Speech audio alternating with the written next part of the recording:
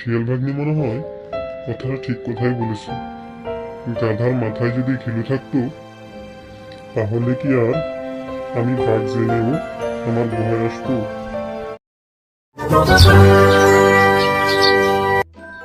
সে অনেক দিন আগের ঘটনা বন্ধুরা। এক জঙ্গলে বাস করত এক চালাক শিয়াল, বোকা বাঘ আর একটা গাধা। বাঘ আর চালাক শিয়ালের মাঝে সম্পর্ক ছিল মামা ভাগ্নের। একদিন বোকা বাঘ তার ভাগ্নে শিয়ালের সাথে শিকারে বের হলো। কিছু দূর যাওয়ার পর একটা শিকারও না পেয়ে বাঘ মামা শিয়ালকে বলল, ভাগ্নে, আজকে মনে হয় না খেয়ে এখান থেকে ফিরে যেতে হবে। এরই মধ্যে শিয়ালের চোখে পড়ল একটি গাধা তাদের সামনে দিয়ে যাচ্ছিল।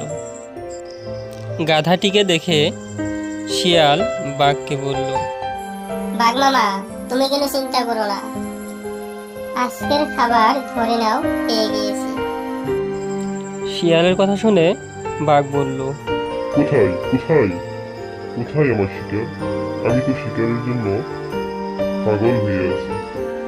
ওই যে দেখতে পাচ্ছ বাঘ মামা, একটা গাধা যাচ্ছে। শিয়ালের মুখে গাধাটার কথা শুনে আর নিজের চোখে দেখে বাঘ বলল, কিন্তু ওই গাধাটাকে আমি কি করে শিকার করব? ও কি আমাদের এখানে আসবে? ও যদি ভয়ে পালিয়ে যায় ওখান থেকে? তখন শিয়াল বলল, আরে বাঘ মামা, না না, যা করার আমিই করব, তুমি শুধু দাঁড়িয়ে দাঁড়িয়ে দেখবে। এই কথা বলে চালাক শিয়াল তার মনে মনে একটা ফন্দি আঁকলো আর শিয়াল গাধাটার কাছে গিয়ে বলতে লাগলো, আরে গাধা ভাই, তুমি কোথায় যাচ্ছ? আমি তো তোমাকেই খুঁজতেছি। কি বলছো শিয়াল ভাই? আমাকে খুঁজতেছো মানে? কি হয়েছে? কি বলবে আমাকে বলো তো। তখন শিয়াল বলল, বাঘ মামার বিয়ে ঠিক হয়েছে, কালকে বাঘ মামার বিয়ে।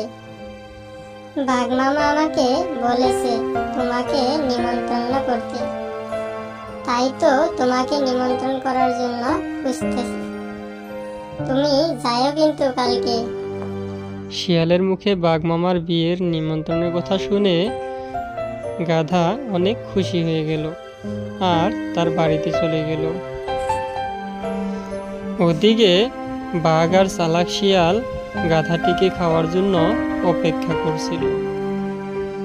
বাঘ শিয়ালকে বলল, কিরে শিয়াল ভাগ্নে, গাধাটা আসবে তো নাকি? শিয়াল তখন বলল, আরে আসবে আসবে মামা, বাঘ মামার বিয়ের নিমন্ত্রণ বলে কথা, গাধাটা আসবে। পরের দিন গাধা বাঘের বিয়ের নিমন্ত্রণ খেতে বাঘের গুহায় চলে যায়। ওই তো গাধাটাকে দেখা যাচ্ছে। শিয়াল ভাগ্নে, চুপ চুপ, একদম কথা বলবি না, আসতে দে আসতে দে।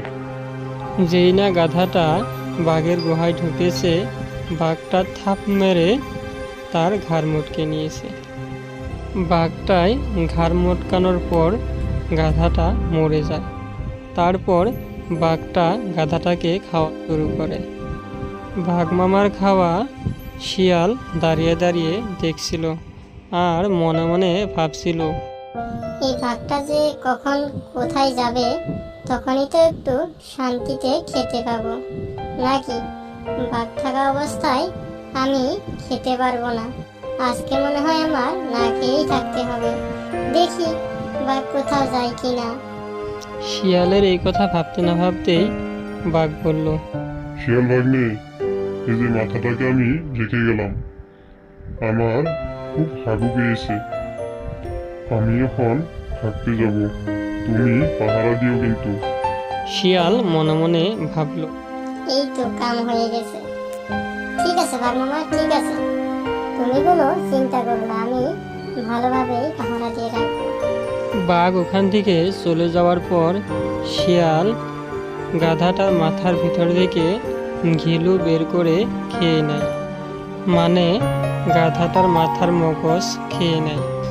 কিছুক্ষণ পর ওখানে বাঘটা চলে আসে আর এসে দেখতে পায় গাধার মাথার ভিতর কোনো ঘিলু নেই, মানে মগজ নেই।